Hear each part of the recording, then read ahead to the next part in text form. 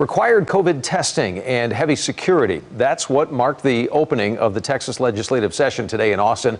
We do have team coverage tonight. We have Jason Allen and Jack Fink. We're going to begin with Jason live at the Capitol Forest, where today's opening was not affected by any problems from demonstrators. Jason? It was not, Doug. They were here, but they were here in very small numbers, at least relative to the number of state officers were here. Those state officers were one protection that was here at the Capitol. The other were these tents just outside the front entrance. These were for COVID tests, and those tests were just going to be recommended, but then the Department of Public Safety made them required for anyone who wanted to go inside today. There were so few people here, though, just generally, we never saw it result in any long lines while people waited for the results of their test. It did give an extra talking point to some of the demonstrators here today, and there were some demonstrators generally upset with pandemic-related restrictions and requirements. There were also some Second Amendment supporters and some public supporters of the president. Public safety, though, set up in front of the public entrance, though, when those demonstrators were here. There were dozens of officers outside each entrance to the building, as well as positioned around the grounds. And there were some National Guard personnel who were here as well. Aside from the security presence, it was notable really just how quiet it was on the Capitol grounds today, and how quiet it was too around the city in those blocks surrounding the Capitol.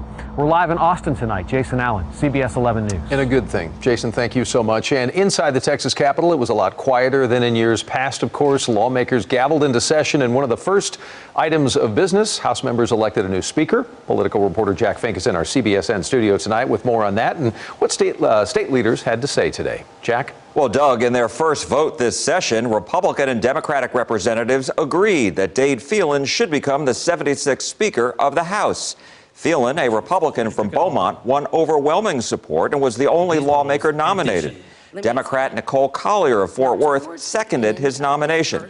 On display in both the House and Senate chambers today, plastic shields aimed at protecting lawmakers and staffers, this so the Capitol can remain open. The new speaker said one of his priorities this session is to cut regulations permanently that Governor Abbott waived during the pandemic, including telehealth and even how bars and restaurants operate.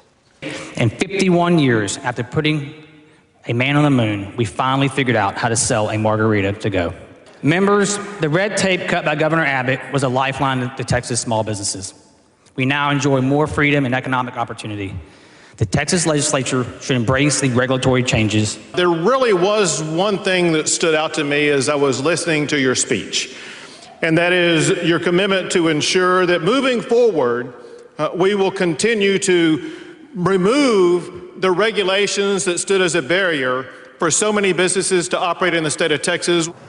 We want our Capitol open this session, unlike many states.